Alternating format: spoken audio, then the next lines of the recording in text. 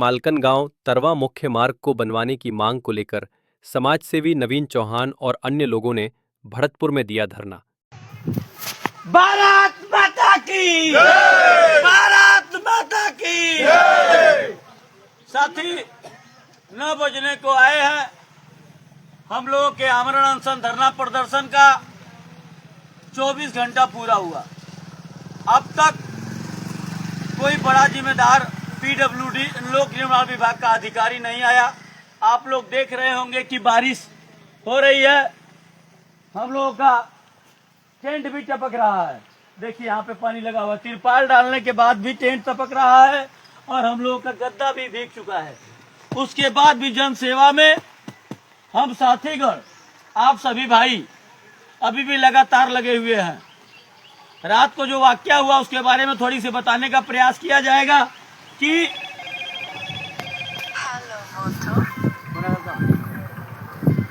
ये बताने का प्रयास कर रहे हैं कि रात को हुआ क्या।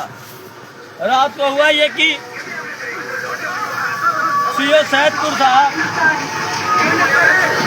और एसडीएम जखनिया साहब कई बार प्रयास किए, बात किए, कप्तान साहब से बात हुई, एसओ साहब काफी देर तक रहे, पुलिस का प्रशासन अब तक लगा हुआ है, इन लोगों की ड्यूटियां बदल रही हैं। लास्ट में आते आते करीब 9 बजे 9 बजे मजिस्ट्रेट के पावर से जखनिया एसडीएम और 2 नायब तहसीलदार जी आए। लगभग पूरा प्रशासन थाना बहरियाबाद का आया। हम लोगों को मनाए लोग कि उठ जाओ, बारिश हो रही है, आप लोगों की तबीयत खराब होगी। सीओ सैदपुर साहब ने भी स्पेशली कई बार फोन करके कहा कि आखिर क्या कर दिया जाए, आपकी सूचना ऊपर भेजी जा रही है, अधिकारी आ सकते हैं, कुछ कार्यक्रम किसी बड़े नेता का कल कार्यक्रम है उसमें भी कुछ समस्याएं हैं, वहां आने का मतलब कुछ न कुछ हो। लेकिन रघुनंदन जी लगातार झूठ बोलता रहा। कहीं ना कहीं विभाग के लोग उसको फोन करते रहे।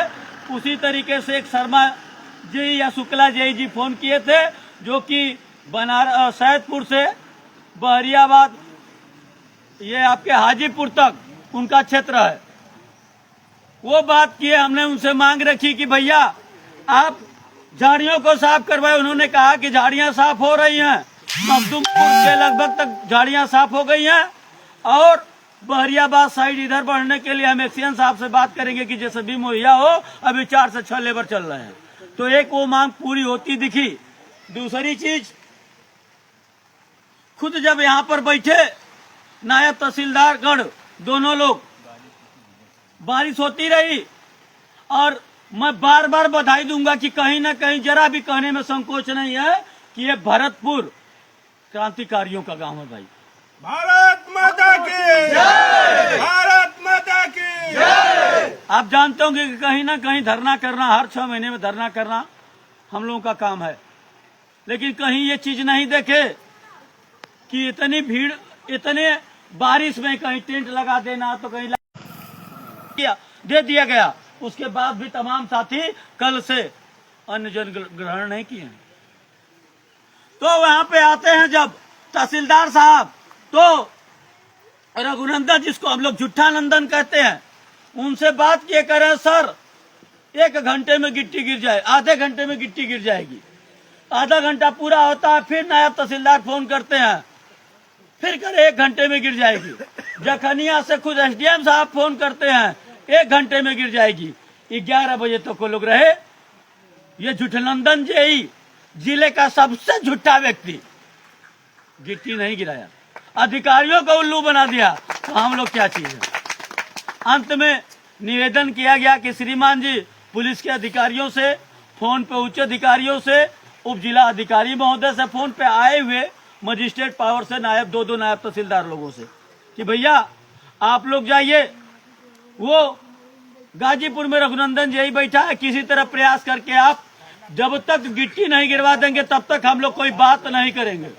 धरना खत्म होने की बात नहीं हुई थी, बात ये हुई थी कि हम बात तभी करेंगे आपसे जब गिट्टी गिर जाएगी। रात को 1:49 पर मलकन गांव में एक डंपर गिट्टी गिरी।